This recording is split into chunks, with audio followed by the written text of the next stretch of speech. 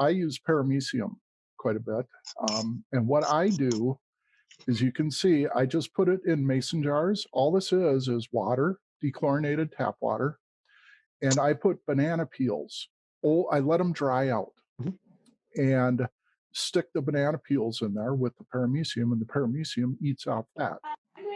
And I add the banana peels, I don't know, every couple of weeks, every 3 weeks. Do you remove the old one?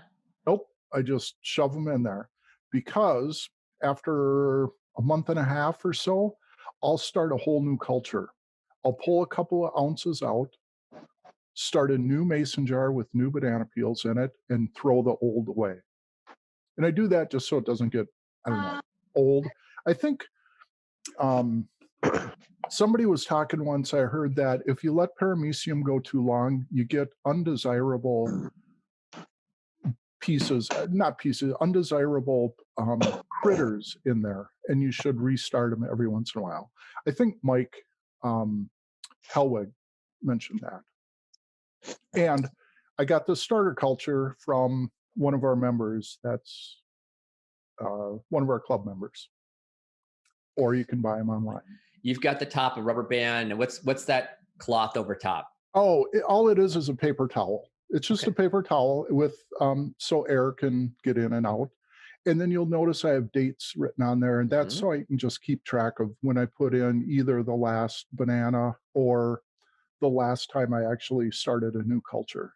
Good. So I just keep track of it. Otherwise I forget. And I've heard that Paramecium, they're ready when the water clears. Are you using that as any signal? Nope. I shine a flashlight in there and you can see them. I mean, you can see movement. You can't specifically see each one. They're far too small. Okay. But yeah, and I just stick a pipette in there and take some out and squirt it right into the fry tank. Anybody else with a question? Scott? Yeah. I had a question. Do you get what I call fruit flies because you have a banana in there type thing, or does that paper towel pretty much keep it contained? Yeah, no fruit fly problems. How's it smell, Scott? No smell, which is nice. The only thing that smells are these banana peels, but from this itself, nothing. How do you harvest them? I just stick a pipette right into it. I dip it in there and I suck some out and feed that straight to the fish. And it's usually for fry, right? Yeah. Oh yeah. Only. Yeah. They're pretty small. They're like half or a third as big as a live baby brine shrimp. Oh, smaller. Yeah. It didn't. Now, if you didn't have any fry going, what would you do? Still keep these cultures running, and would you feed them or just let them run? No, I guess like Anthony is, I would keep these running without fry, just in anticipation of what's coming down the road. Okay. So yeah, I'll keep them going. And I have two, just in case one crashes. Sure.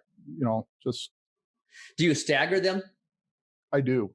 Yeah, definitely. Any other questions? What temperature do you keep these guys at? They're just at room. Actually, they're in my basement, and my basement is cold. So I would say less than room temperature, probably, it's in the 60s, though, but certainly no warmer than 65. No warmer than 65. Right. I keep my house pretty cold. Okay. And you'll see that's a problem with, well, not a problem, but how I overcome that with brine shrimp. Any other questions? Scott, would you mind if I added a little bit from my experience? Please do. Okay, so I do a similar thing. Instead of using mason jars, I use 2-liter pop bottles. I leave the top open. I never throw the old banana peels away. So I've got some that have got, junk on the bottom that's a couple, 3 years old. Maybe older, I don't know. And while I could use a pipette, usually I take about 6 ounces at a time of solution out of there to feed. So I'll feed, fish up to an inch with that stuff if I'm in the mood. And as Randy mentioned, I tend to, when I start one or add a banana peel, and I leave the culture run for maybe a week. It's cloudy at first, and then as it clears, I can get a handle on the amount of paramecium in there. And I also will try and audit how many paramecium are in there by looking down through the top of the pop bottle. And I might add a third of a banana peel or a quarter of a banana peel to if the looks like the paramecium are getting thin, the numbers are reduced. And now I have at times gotten other things growing in there besides paramecium. It's pretty good. It'll straighten itself out pretty well, but still I've got a dozen bottles running, and I don't begin to use that much stuff, but there's one or two that are always a little bit cloudy. And when I look at what I've got there under the microscope, I've got paramecium, and then I've got smaller things too swimming around in there. But it's never seemed to be a problem. And kind of to my surprise, I've never had fruit fly infestations.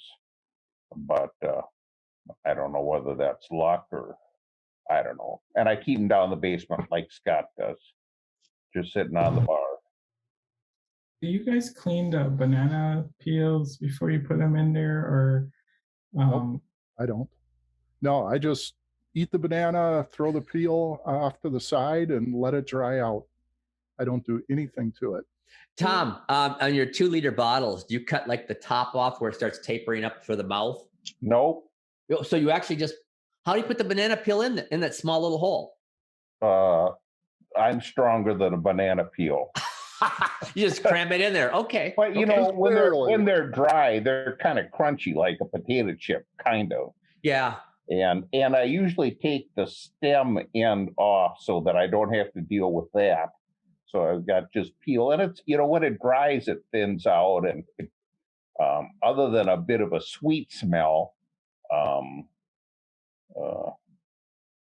and I just scrunch it up and stuff it down the hole. So do you kind of ever, when you want to start a new culture, do you need a new bottle, or are you somehow able to get all that stuff out, or what happened, or just leave it there, or what?